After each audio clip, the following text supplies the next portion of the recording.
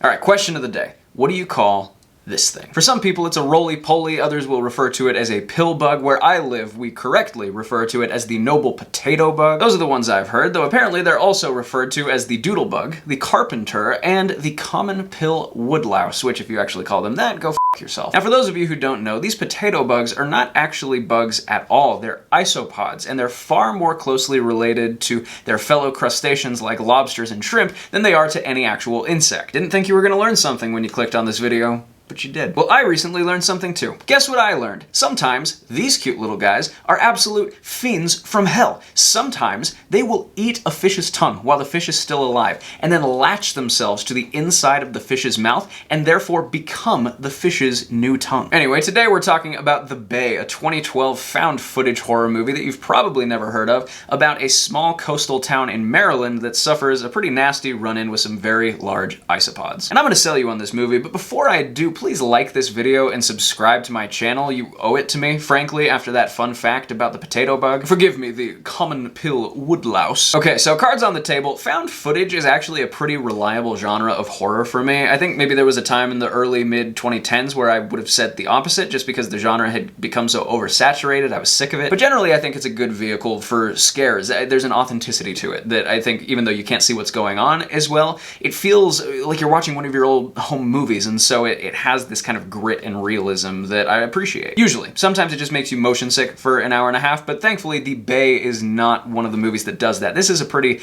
expertly crafted film as far as found footage horror goes. And no wonder, I was frankly shocked to learn that this was directed by Barry Levinson, the man who brought us Rain Man and Field of Dreams and Good Morning Vietnam, and now a low-budget eco-horror masterpiece, his magnum opus, truly. It speaks to Levinson's skill that it's amazing how well this movie works, given that, frankly, there's a whole lot it doesn't have going for it. Likeable characters, for one. It's not that we have unlikable characters, just we have a whole lot of cardboard cutouts of people. Nobody here stands out. There's not a lot of compelling human drama. I mean, outside of just the natural human tendency we all have to kind of empathize with people going through hard, scary things, there's just really not a lot to attach us to any of these people. It also jumps around time-wise in a way that feels odd. This supposedly all takes place in one day, but it goes back and forth by several hours, several times, which makes the movie feel like a lot more disjointed than it needs to. I thought you were gonna sell me on this movie, bro. Just think of me like a car dealership guy who's like, listen, I know the seat's a little crusty and there's this weird stain over here on the glove compartment, but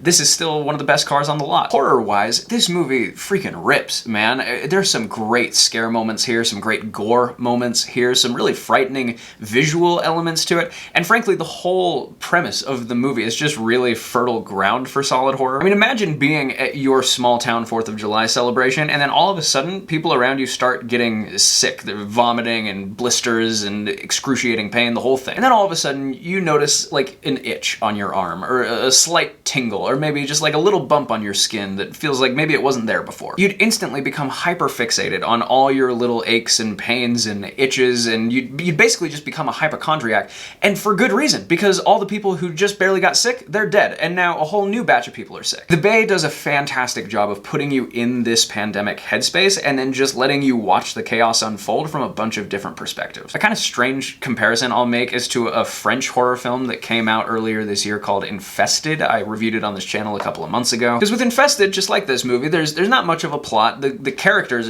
actually are actively unlikable, but the whole thing is just so gross and so viscerally frightening that it ends up succeeding despite all those things. As humans, there are certain things that the bar isn't that high. Show it to us, it's probably gonna scare us. Now, spiders are one of those things, which is why Infested worked as a film, but you know what another one of those things is? Disgusting looking infectious diseases. The Bay has that in spades. It's very well paced too. It does a good job of setting up the horror without like diving in too early, too often, right off the bat. By the same token, I think this movie makes the most of its stellar 80-minute runtime, and I think a lot of that has to do with the skill of Levinson's direction. There's also kind of an interesting ecological dimension to the movie, because this is not like just bad things coming from nature. This is a man-made plague. If you've seen the movie Dark Waters about DuPont and Teflon, you'll have some idea of the underlying tone here. Because at the end of the day, you're kind of left feeling like, you know, yes, me and isopods are scary. No, I do not care for vomiting and rashes and infection. But you know what also kind of bothers me?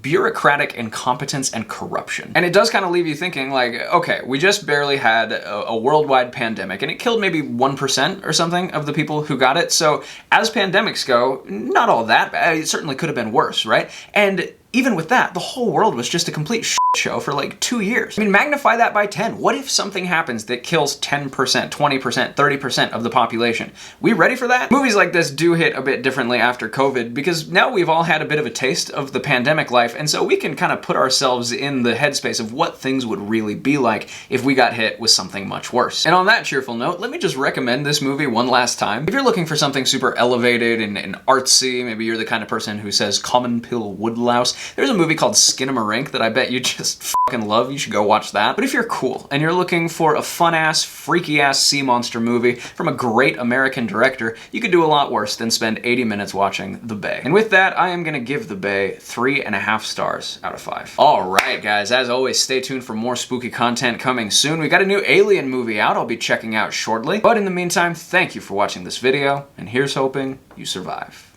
to see the next one.